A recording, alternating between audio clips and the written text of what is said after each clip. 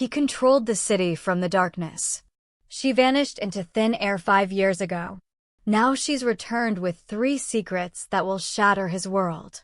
When a ruthless king discovers the family he never knew he had. Some crowns are bought with blood. Others are earned with sacrifice. This is the story of a man who had to lose everything to find what truly mattered. Welcome to a tale of love that defied the odds, survived betrayal, and conquered an empire built on fear. Hey everyone, welcome back to another Korra love story that will leave you breathless. Today we're diving into a world of danger, second chances, and a love strong enough to topple kingdoms.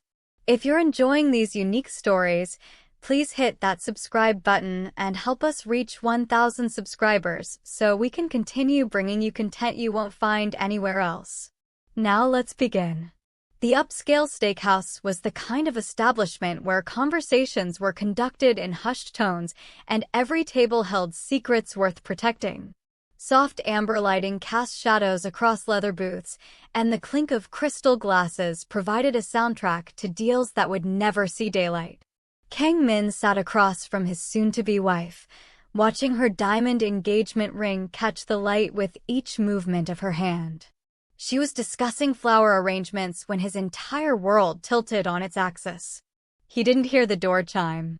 He felt her presence like lightning before the thunder, the way animals sense earthquakes before they strike. 6 years. It had been 6 years since Zara walked out of his life like she'd never existed at all. No explanation, no forwarding address, no trace. Just empty drawers where her clothes used to be and silence where her laughter once lived. He'd mobilized every resource at his disposal searching for her. Every informant, every connection, every thread of his criminal network had been pulled tight, trying to locate the woman who'd disappeared like morning fog. Now she stood across the restaurant, and breathing became a conscious effort. His fiancée, Hae-jin, continued talking about wedding details, her voice becoming white noise he couldn't process. Kang Min's eyes locked onto Zara, and the space between them crackled with electricity and unspoken history. She looked even more stunning than his memories had preserved. Her dark skin seemed to glow in the restaurant's warm lighting, her natural curls framing her face in a crown of beauty, and she carried herself with that same quiet confidence that had first captured his attention 7 years ago. But Zara wasn't what made his heart stop beating. 3 children flanked her, holding her hands with complete trust. Triplets, clearly no more than 5 years old. 2 boys and 1 girl, dressed identically, their small faces tilted upward toward their mother with absolute devotion. When the taller boy glanced across the room, Kang Min saw his own face reflected back at him. The same intense dark eyes, the same sharp features, unmistakable. The glass of scotch in his hand nearly slipped from his grip. Kang Min Hae-jin's voice sliced through the rushing sound in his ears. "You look pale. Are you feeling all right?" Words wouldn't come. His throat had closed around any possible response. All he could do was stare as Zara's gaze finally met his across the crowded restaurant, a distance that felt simultaneously infinite and non-existent. Her expression remained carefully neutral. No shock, no panic, no flight response. She simply observed him with those warm brown eyes that had once seen past the crime boss to the human being buried underneath. In that single look, he understood everything. The truth she'd carried in solitude. The decision she'd made to run. The life she'd constructed far from his reach. And the 3 living, breathing reasons she'd done it all. "Mama, I'm hungry," the little girl whined, tugging on Zara's flowing dress. Zara's lips curved into a gentle smile, not directed at him but at her daughter. Their daughter. "I know, sweetheart. We'll get you seated right now." The hostess guided them to a booth on the far side of the dining room, but the distance meant nothing. Kang Min felt every step Zara took, noticed the deliberate way she kept her eyes forward, observed how one of the boys kept stealing curious glances in his direction with eyes that mirrored his own. Kang Min Hae-jin's perfectly manicured hand settled on his arm, cool and controlled. You look like you've witnessed something impossible. He had 3 impossibilities. 3 small lives he'd been completely unaware existed. His mind raced through calculations. 6 years since Zara left. The children appeared to be about 5 years old, maybe just turning 5, which meant she'd known. She'd been carrying his children when she disappeared and chose silence over telling him. The betrayal sliced deeper than any blade his enemies had ever wielded against him. Yet beneath the anger lurked something more devastating. Comprehension. Because he knew exactly what he was, understood what his world demanded, recognized that the man who ruled Seoul's underworld with calculated brutality and an iron reputation was not someone who deserved a family. Not a legitimate one. Not one untainted by violence and blood and the perpetual shadow of death. She'd shielded them from him, from his world, from everything he touched that eventually turned dark. And he couldn't even summon hatred for her choice. "I need some air," Kang Min announced, his voice emerging rougher than he'd intended. He stood, his tall frame immediately drawing attention from the security team positioned strategically throughout the restaurant. His men, always vigilant, always prepared. "Where are you going?" Hae-jin asked, worry creasing her flawless features. "The restroom. I'll return shortly." The lie tasted bitter. He was walking toward the booth where Zara sat with their children, pulled by something more powerful than logic, more compelling than the empire he'd constructed, more fundamental than every wall he'd built around his damaged heart. She noticed him approaching.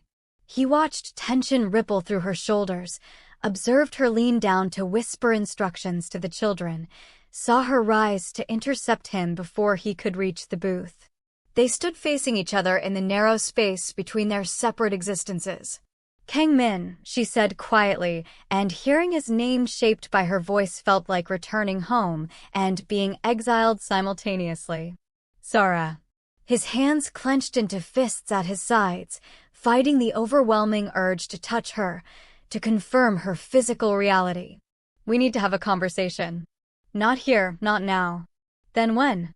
His voice dropped to the dangerous whisper that made his enemies reconsider their life choices. "After another 6 years of silence?" Something flickered across her features. Pain, regret, fierce determination. "I did what was necessary. You took my children." The words emerged broken and raw. "You took my children and you vanished."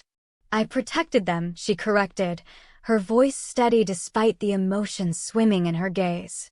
"From your world. From what being close to you would have cost them." One of the boys called out, "Mommy." Zara's expression transformed instantly, all her focus shifting to her son. Their son. "It's all right, baby. Mama's coming right back." She looked at Kang Min again, and in that moment he saw both the woman he loved and the mother she'd become. He understood with crystal clarity that she would destroy his entire empire without hesitation to keep those children safe. "Tomorrow," she said quietly. "Washington Park, 3 o'clock. Come alone." "Zara, that's not negotiable." "Alone, Kang Min, or I disappear again, and this time you'll never locate us." She returned to the booth before he could protest, lifting the little girl into her arms and pressing a kiss to her forehead. The boys positioned themselves on either side of her like tiny protectors, and Kang Min watched his family, a family he'd been completely ignorant of, settle in for dinner without him. When he returned to his own table, Hae-jin was studying him with sharp, questioning eyes. "Who is that woman?" Kang Min picked up his scotch, his hand steady now despite the chaos raging inside him. "Someone from my past." "She looked at you like you meant something significant." He offered no response. Couldn't respond. Because Zara had looked at him like he was simultaneously everything and nothing, the man she'd once loved and the monster she'd fled from. Somewhere between those two truths, he would need to chart a path forward. Because those children carried his blood. And a man like him didn't abandon blood. Not even when claiming it might destroy everything he'd built. Sleep eluded Kang Min that night. He stood on the balcony of his penthouse apartment, the city spreading below him like a kingdom of neon and shadow, attempting to reconcile the man he'd become with the father he'd never known he was. Behind him, through the floor-to-ceiling windows, Hae-jin slept in his bed, untouched by the weight of his history. She fit seamlessly into his world of carefully constructed appearances. The daughter of a powerful crime family, elegant, composed, precisely what someone in his position was expected to choose. But she wasn't Zara. No one had ever been Zara. He'd encountered her 7 years ago at a charity fundraiser he'd attended to maintain his legitimate businessman facade, the respectable mask that concealed the criminal empire beneath. She'd been serving champagne, a graduate student working her way through her master's program in social work. When she'd smiled at him, something in his chest had fractured open. She hadn't known his identity, what he truly was. She'd simply seen a man in an expensive suit who looked isolated despite being surrounded by crowds. "You look like you'd rather be anywhere else," she'd observed, her voice warm with gentle humor. Is it that obvious? Only to someone who feels exactly the same way. They'd talked for 4 hours about literature and aspirations, and the kind of life that held real meaning. She'd made him laugh, genuinely laugh, not the cold smile he wore like armor in his business dealings. When the evening concluded, he'd known he was in serious trouble. Because men like him weren't supposed to fall in love. But he'd fallen anyway, hard and completely. For 2 years, they'd built something beautiful in the spaces between his darkness. She'd never pressed too hard about his business affairs, and he'd never volunteered the complete truth. She'd brought light into his shadows, warmth into his cold calculations, and for the first time in his existence, he'd imagined something different. A different life. A different version of himself. Then she'd disappeared. No note, no explanation, no evidence of her existence. One morning she was there, laughing in his kitchen while preparing breakfast, and the next morning she was gone. Her apartment cleared out, her phone disconnected, every connection severed as if she'd never been real. He'd systematically torn the city apart searching for her. Called in every debt, threatened every contact, deployed every resource his organization controlled. But Zara had vanished absolutely, as if she'd only ever been a dream. Now he understood why. She'd been pregnant with triplets. His children. The rage that flooded through him was ice-cold and methodical, the kind of fury that had built his criminal empire. But underneath it pulsed something more agonizing. Grief. Grief for the 6 years he'd lost. First steps and first words and first everything. Birthday celebrations and bedtime rituals, and all the tiny moments that comprised a childhood. She'd stolen that from him. But she'd also saved them.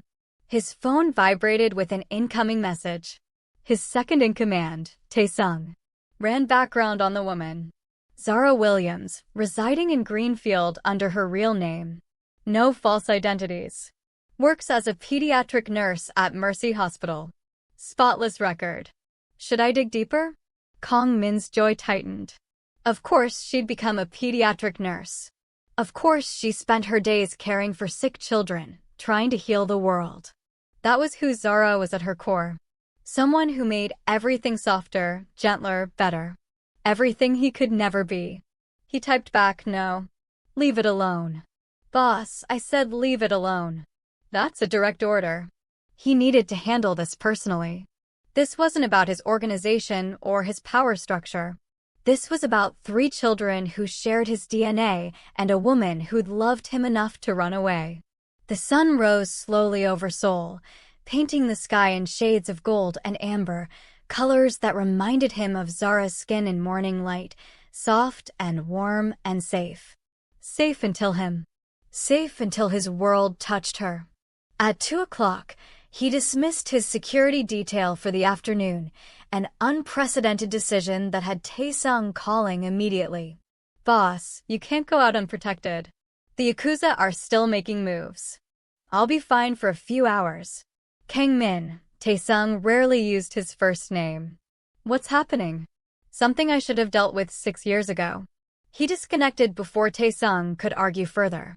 Washington Park at 3 o'clock was exactly the kind of neutral territory Zara would select. Public enough for safety, open enough to spot approaching threats, family-oriented enough to feel normal. When Kang Min arrived 20 minutes early, old habits refusing to die, he spotted her immediately. She sat on a park bench near the playground equipment, watching the triplets play. The two boys competed in a race down the slide, while the little girl tackled the monkey bars with fierce determination. Zara's entire being was focused on them, her love evident in every watchful glance, every encouraging smile. This was the life she'd chosen, the life she'd built without him. And it was undeniably beautiful.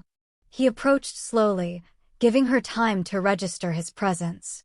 When she looked up, her expression was carefully controlled, but he noticed the tension in her shoulders, the protective instinct that made her shift slightly toward her children.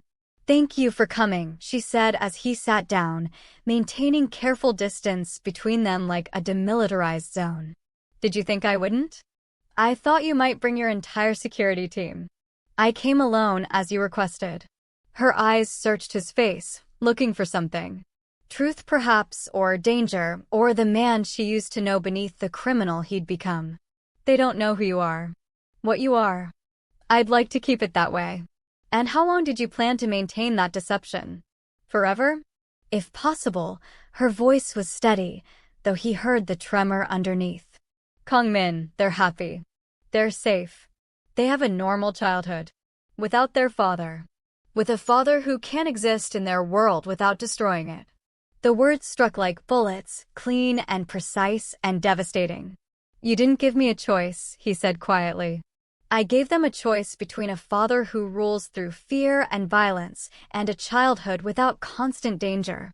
She turned to face him fully now, and he saw the woman who'd loved him at war with the mother who would die protecting her children. "Tell me I was wrong. Tell me your life is safe for children. Tell me that loving you doesn't paint a target on their backs." He couldn't, because everything she said was absolute truth. "They have my eyes," he said instead, watching the little girl successfully cross the monkey bars, her face illuminating with triumph. "They have more than that," Zara's voice softened.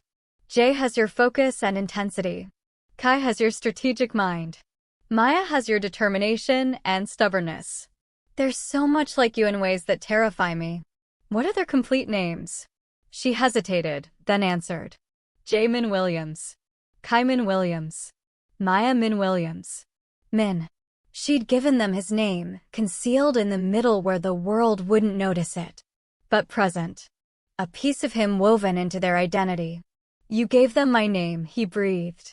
"I gave them their father's name, even though they could never know him." One of the boys, Jay apparently, glanced over and noticed Kang Min sitting with their mother. The child's eyes narrowed with the same analytical assessment Kang Min used in business negotiations, and then he began walking over. "Zara," Kang Min started. "Just follow my lead," she whispered urgently. Jay stopped directly in front of them, small but utterly fearless. "Who are you?" Kang Min looked at his son, and felt something fundamental shift deep inside him. "I'm a friend of your mother's. Mama doesn't have friends who dress in suits that expensive."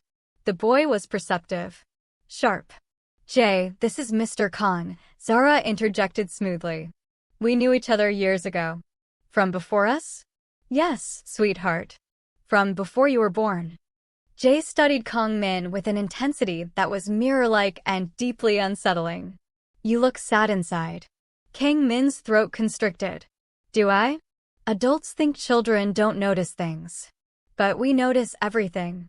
Then, with the casual cruelty of childish honesty, "You have eyes exactly like mine." The world stopped spinning. Zara's hand found his, a brief stabilizing touch. "Coincidence, baby. Lots of people have dark brown eyes." But Jay wasn't convinced. He looked between them, processing information, calculating, and Kang Min saw the precise moment his son began to suspect something deeper. "Jay," Kai called from the playground. "Come help me with Maya." The spell shattered. Jae turned and sprinted back to his siblings, but he looked back once, a glance that communicated this conversation wasn't finished. "He's intelligent," Kang Min said, his voice rough with emotion. "They all are. Which is exactly why we can't." Zara withdrew her hand, recreating distance. "Kang Min, I don't know what you want from this situation, but they can't be part of your world. They're already part of my world. They're my blood. Blood isn't enough when it comes covered in violence and death." He turned to face her completely. "What if I walked away from all of it?" "You can't. Men like you don't just walk away. The organization doesn't release you. You know that." She was correct. He'd witnessed too much, committed too much, knew too much. The syndicate would never permit him to simply retire. He was too valuable, too dangerous, too deeply embedded in their operations. Retirement in his world arrived with a bullet or handcuffs. "Then what do you want from me?" he asked. "To pretend I never saw them? To act like I don't know I have children? I want you to let them be children. To grow up without constantly looking over their shoulders, without armed guards and bulletproof vehicles, without nightmares about what their father does when the sun goes down. And what about what I want?" Her eyes glistened with unshed tears. "What you want stopped mattering the moment you chose that life. The moment you chose power over everything else. I never chose it over you. But you chose it. And you can't undo that choice, Kang Min. That's the reality you refuse to face." Maya's laughter rang across the playground, pure and innocent and untouched by anything cruel. And Kang Min understood that Zara had given his children something he'd never experienced. The gift of innocence. "I want to know them," he said finally. "Kang Min. Not as their father. Not yet. Maybe never. But I want to know them. Let me have that. Please." She studied him for an extended moment, internal war playing out across her features. "1 day per week. Supervised. The moment I sense any danger, we vanish again." "Agreed." "And Hae-jin?" His fiancée's name hung between them like an accusation. "What about her? Does she know about us?" "No. Will you tell her?" He thought about Hae-jin, about the life they were supposed to construct together, the merger of criminal families, the strategic alliance, the perfect facade. "I don't know yet." "Then figure it out. Because I won't allow your double life to destroy what I've built for them." She stood, calling to the children. They came running, 3 small tornadoes of energy and joy, and Kang Min watched them swarm around their mother like she was their entire universe. Because she was. "Say goodbye to Mr. Kang," Zara instructed. They chorused their goodbyes. Maya with a shy wave and dimpled smile. Kai with a solemn nod. Jae with those knowing eyes that perceived too much. Then they were gone, walking back toward a life he wasn't part of, leaving him alone on a park bench with the crushing weight of everything he'd lost and everything he might never possess. His phone vibrated. "Hey, Jean texting. Dinner tonight? Haven't seen you all day. Missing you."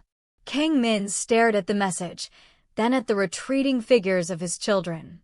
He'd built an empire on fear and absolute control, but right now he had neither. And for the first time in his adult life, he had no idea what move to make next. The restaurant incident created complications.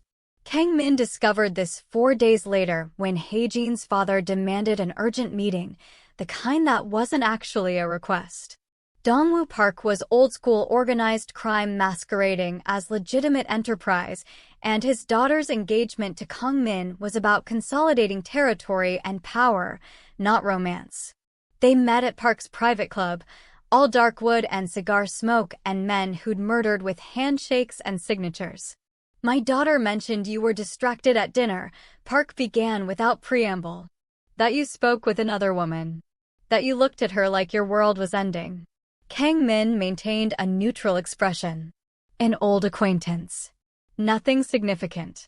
"Nothing significant." Park leaned back in his leather chair, studying him. "Kang Min, we've known each other for 16 years. I've watched you build your empire from absolutely nothing. You don't get distracted. You don't lose focus. You certainly don't look at anyone like they matter more than your ambitions. It was nothing. Don't insult my intelligence, Park's voice hardened.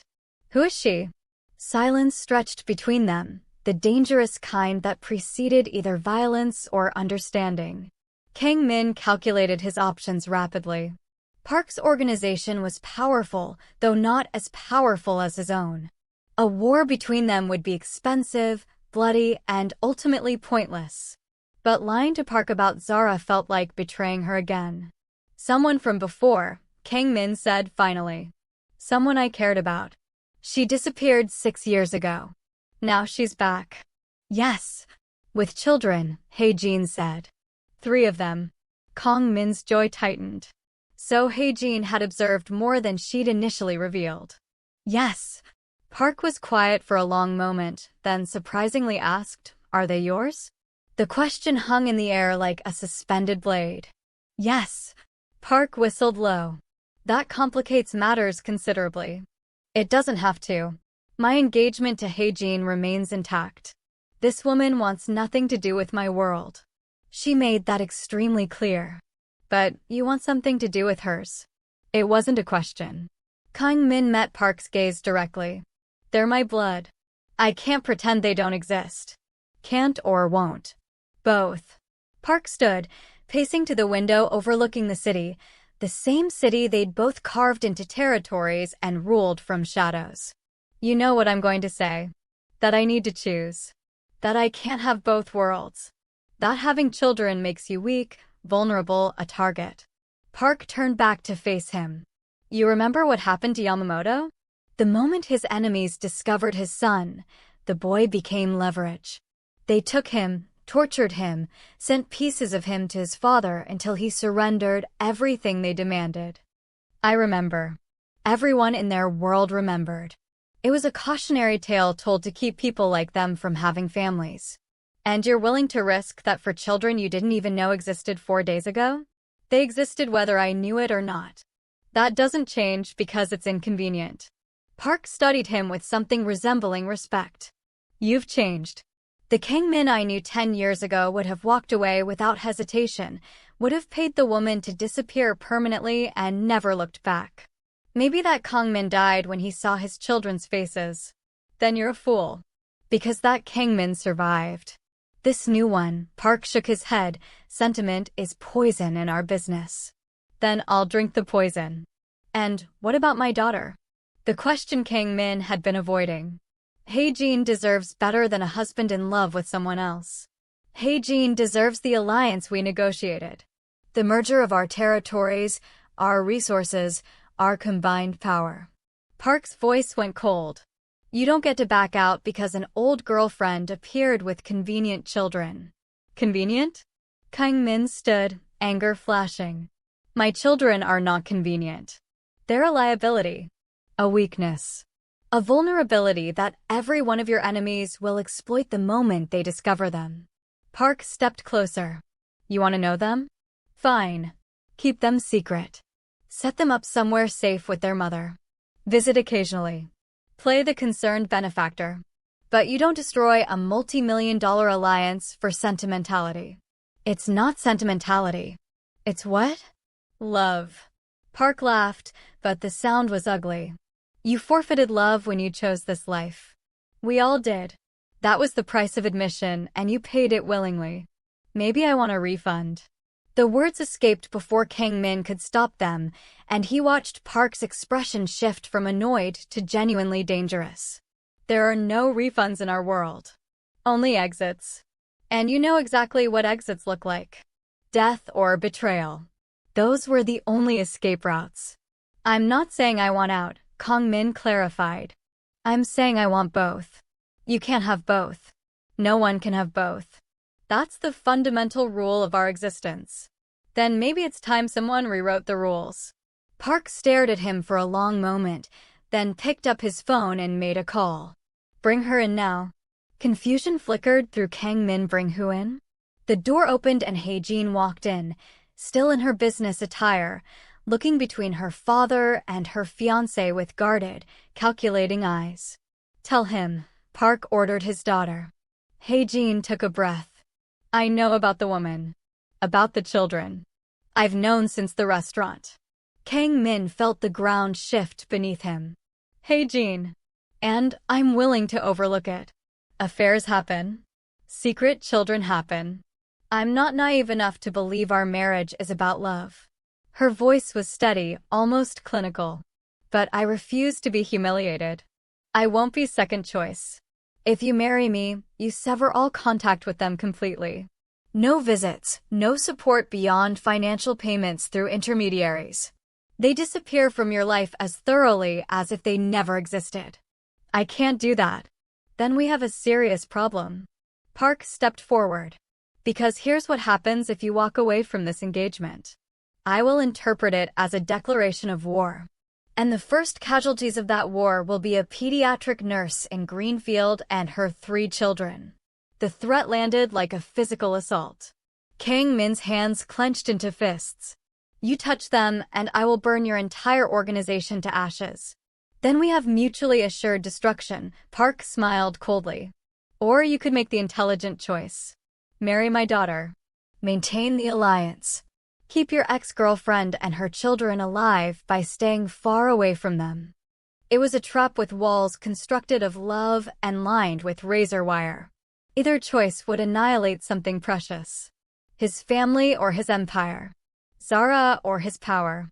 The children he'd just discovered or everything he'd built over 2 decades. You're asking me to choose, Kang Min said slowly. I'm telling you what the choices are. You chose this life long ago, Kang Min, long before you knew those children existed. Now you live with that choice. Hae-jin watched him with eyes that held no warmth, no understanding, just cold calculation. She was her father's daughter through and through. Pragmatic, strategic, untouched by sentiment.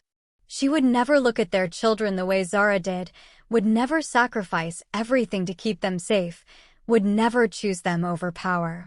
Because she was exactly like him. Or like who he used to be. I need time, Kang Min said.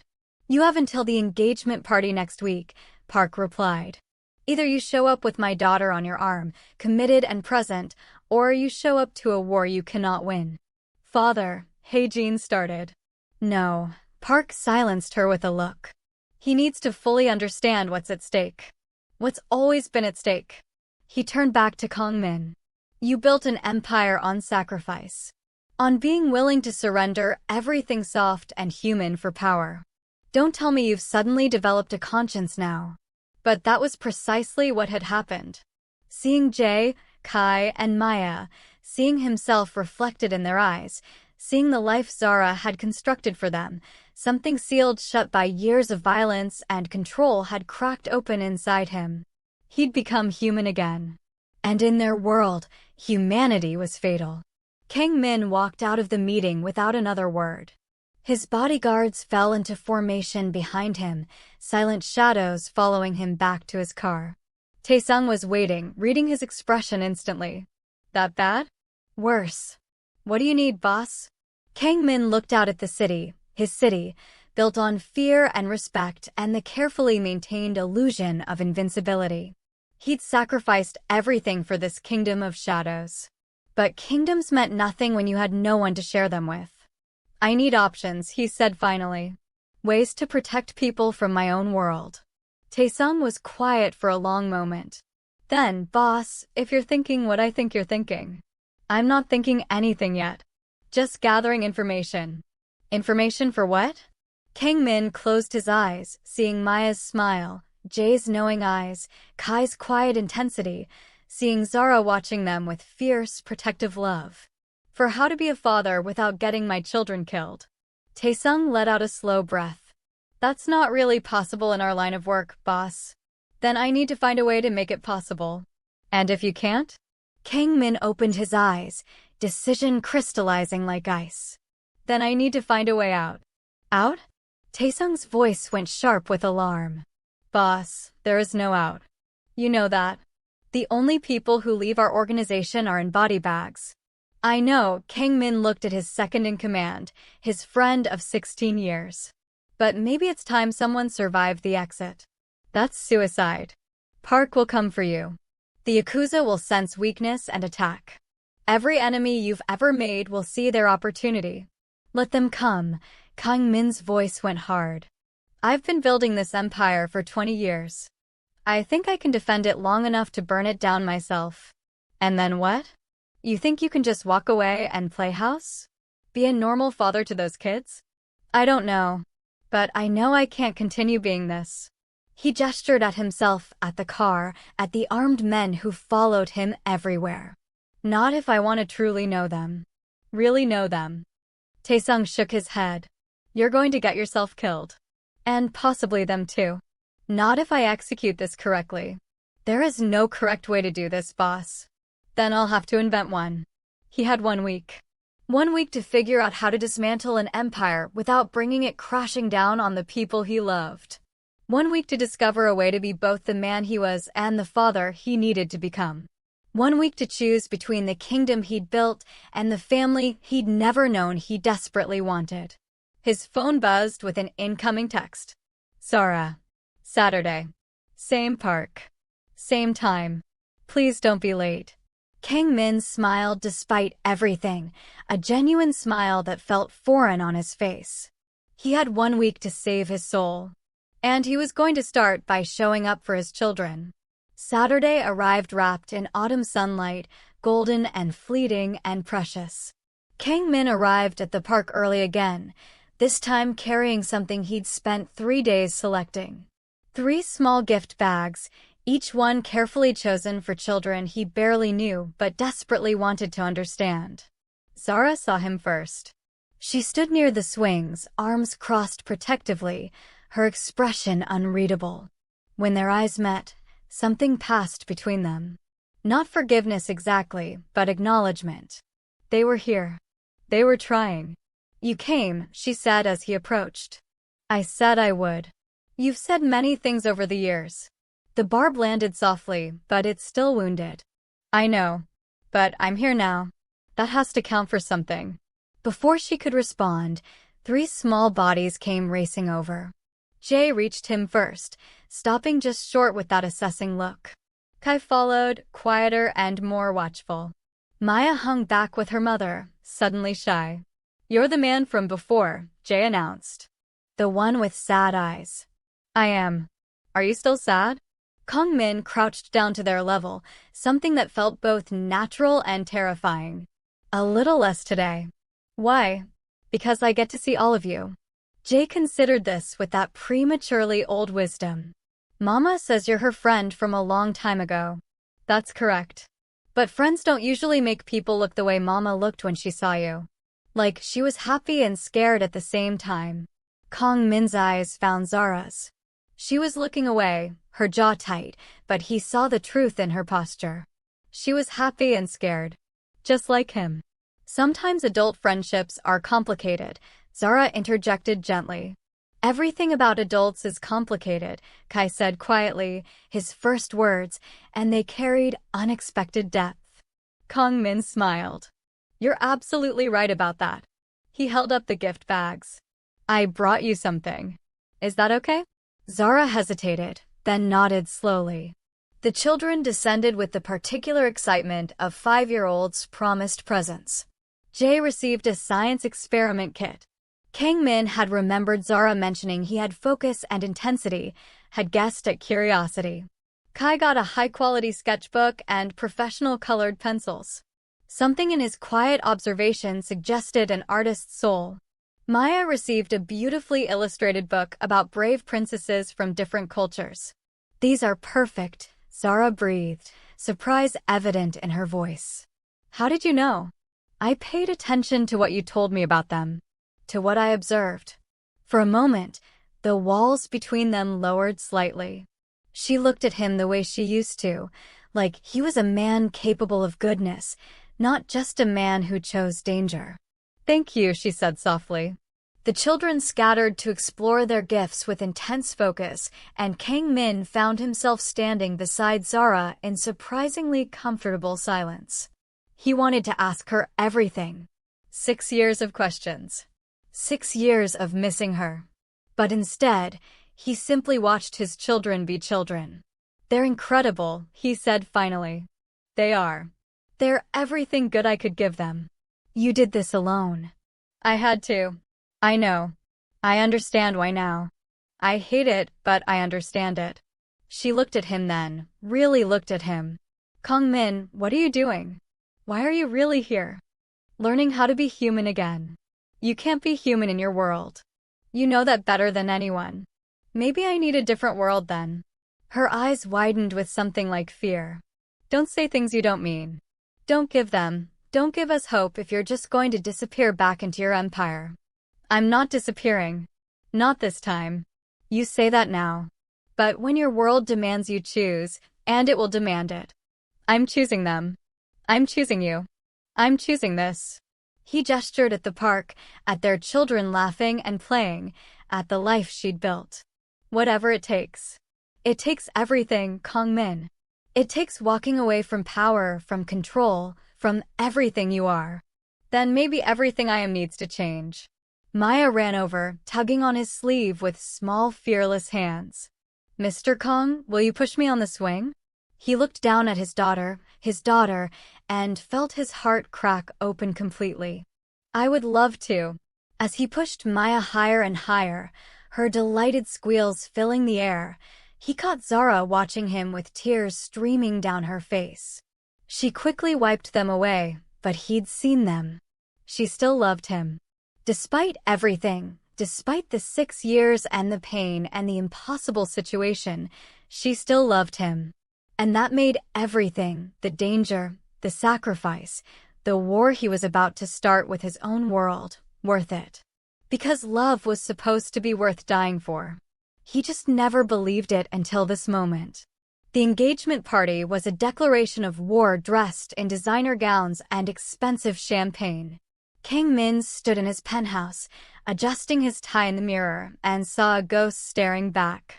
This man in the tailored suit, this crime lord with blood on his hands and power in his veins, he didn't recognize him anymore. For visits to the park. For afternoons watching his children play, learning their laughter, memorizing their smiles.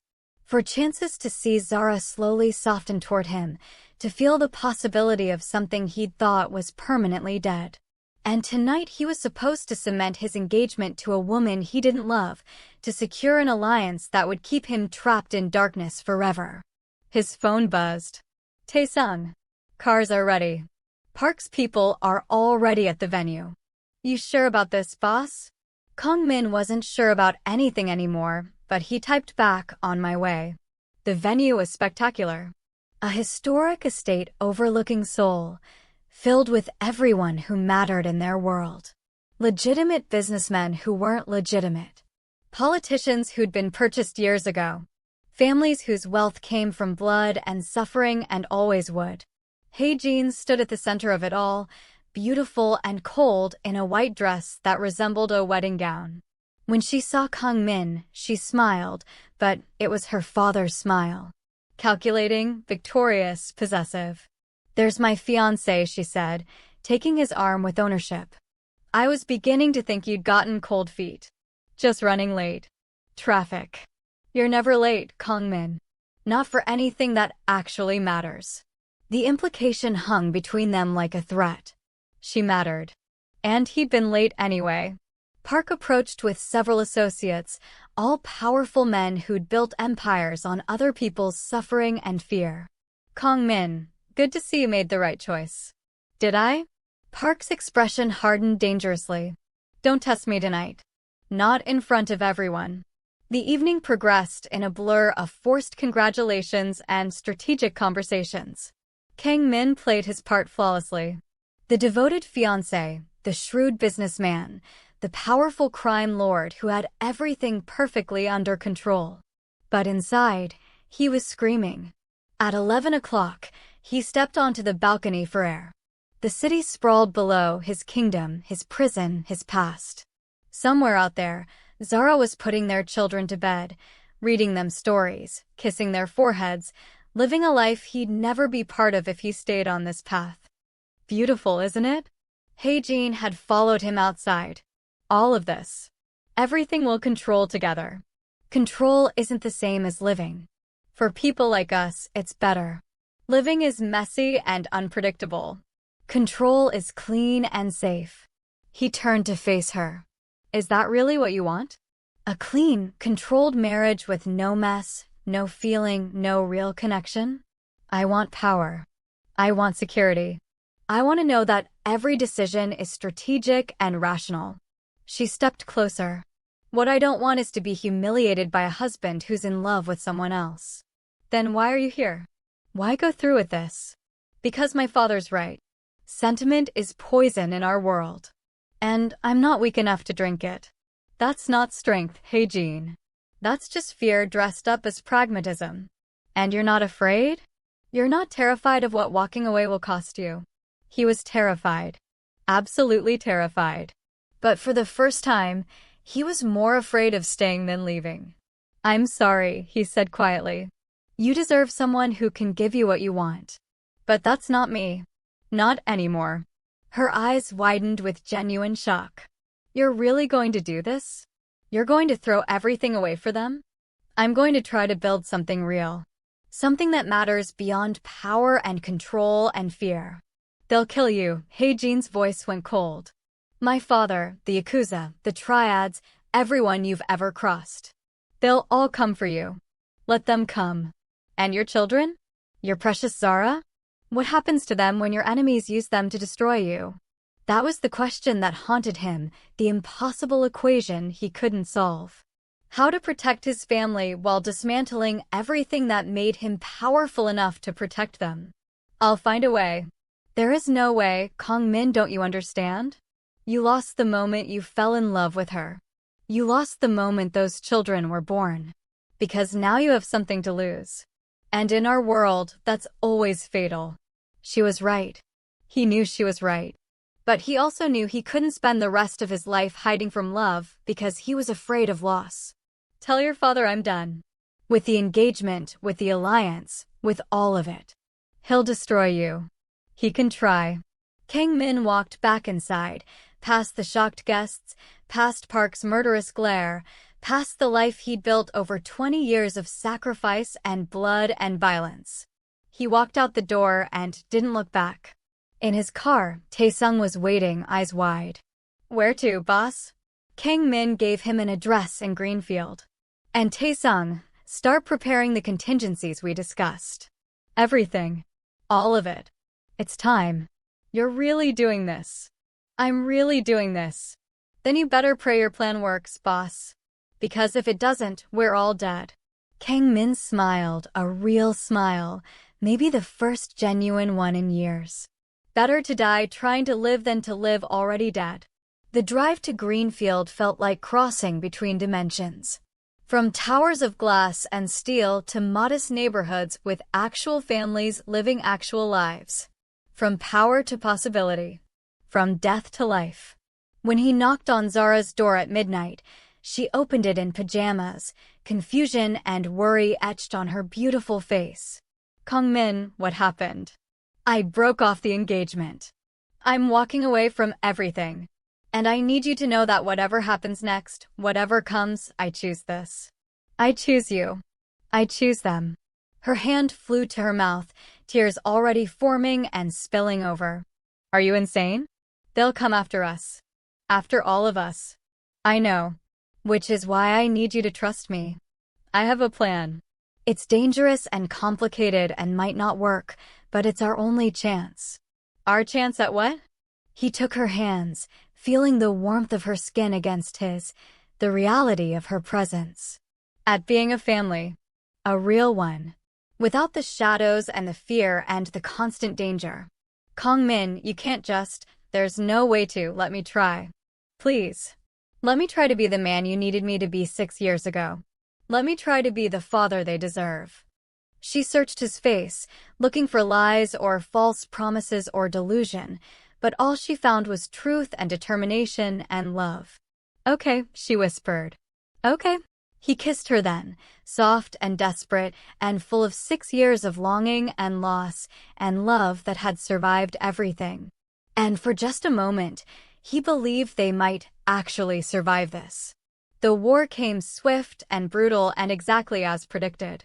Park struck within days, burning Kang Min's businesses, turning former allies against him, spreading the word that the mighty crime lord had fallen for a woman and her children, that he'd become weak and vulnerable. The attacks were surgical and devastating, meant to destroy everything he'd built. But Kang Min had been preparing for months. With Taesung's help, he'd been moving assets, securing loyalties, building his exit strategy piece by piece. He orchestrated the impossible, systematically dismantling his own empire before anyone else could claim the pieces. The prosecutor's office took the bait he'd carefully laid. He'd been feeding them information for months, building a case that would take down Park's organization while leaving his own people protected. Marcus reported from the safe house where Zara and the children were hiding, surrounded by the few men Kang Min trusted absolutely. Park's finished, boss. Federal indictments came down this morning. And us? Immunity for testimony. Protection. New identities. New lives. Taesung paused. It's really over. For months later, Kang Min ceased to exist entirely. Min Kang taught mathematics at a quiet high school in Portland, Oregon. He walked his children to school every morning without bodyguards trailing behind them. He helped with homework instead of handling territorial disputes and violence. He kissed his wife goodnight without checking for threats lurking in shadows. "Daddy, read us a story," Maya called one evening, her voice filled with trust and love. "Daddy." The words still made his heart stop every single time. He settled between his 3 children, their small warm bodies pressed against his, and began to read about dragons and princesses and happy endings. Outside their modest home, his old world continued spinning without him. Park would eventually be replaced. Others would rise to fill the power vacuum. The shadows would always need rulers and kings. But Kang Min was free. That night, Zara found him on the porch, watching stars appear in the darkening sky. "Do you miss it?" she asked softly, settling beside him. "The power? The control?" He pulled her close, breathing in the scent of her hair.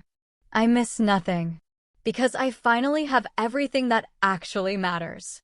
She smiled against his chest, and he felt her heartbeat synchronize with his.